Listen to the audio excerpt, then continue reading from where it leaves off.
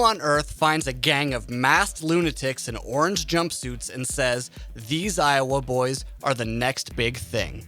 Every legendary band has its big break moment, and a small group of people launched the sick genius of Slipknot, deciding to put their energy behind the fire and dried vomit. Before signing to Roadrunner Records, Slipknot were discovered and developed by a local Iowa DJ named Sophia John.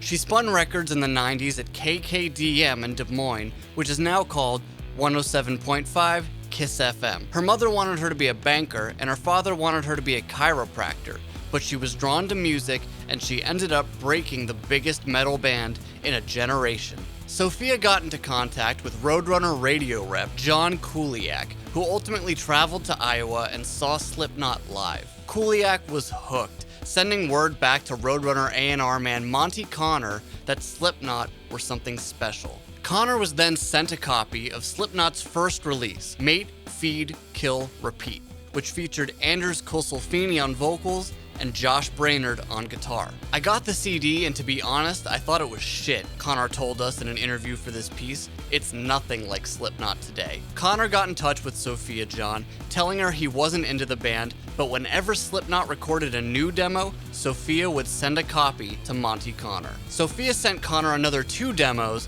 but with Anders Kosolfini still on vocals, the Roadrunner rep still didn't like what he heard, passing both times. Even when Corey Taylor joined the band and recorded demos with Slipknot, Monte wasn't convinced he should offer the band a deal.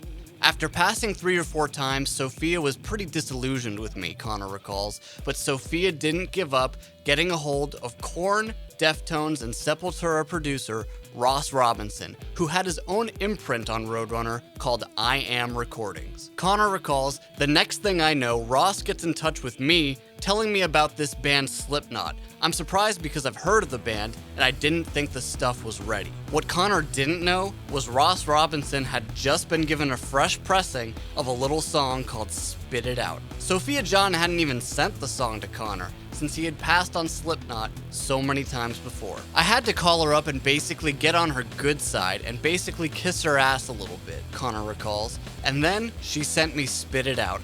And when I heard Spit It Out, that's when all the planets aligned, and I'm like, wow, this is f***ing great." And fun fact, that demo of Spit It Out is the exact version you hear today on Slipknot's self-titled album. Slipknot actually recorded a new version of Spit It Out with Ross Robinson, but it just didn't have the magic of that first recording. So if you run into any of those original demo versions of the song on YouTube, you're actually hearing the Ross Robinson version. After hearing Spit It Out, Connor flew out to see Slipknot open for Sister Soleil at the University of Chicago.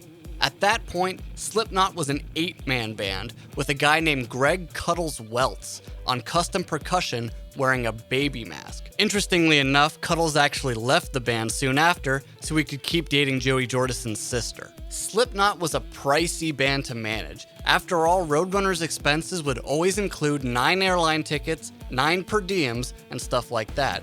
But Monte Connor didn't let potential uncertainty sway his excitement for Slipknot. The band exploded like a bomb, Connor remembers.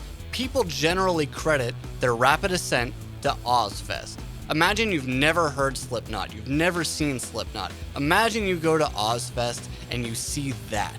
It's an instant, oh my god. By the time Ozfest wrapped up, they were a phenomenon. Slipknot's self-titled album would go on to sell over 2 million copies, and Slipknot became the first Roadrunner band to go platinum. Slipknot is the biggest thing I've ever signed by far, Monte Connor says, and that's a pretty big statement coming from the dude who signed Sepultura, Death, Machine Head, and Typo Negative.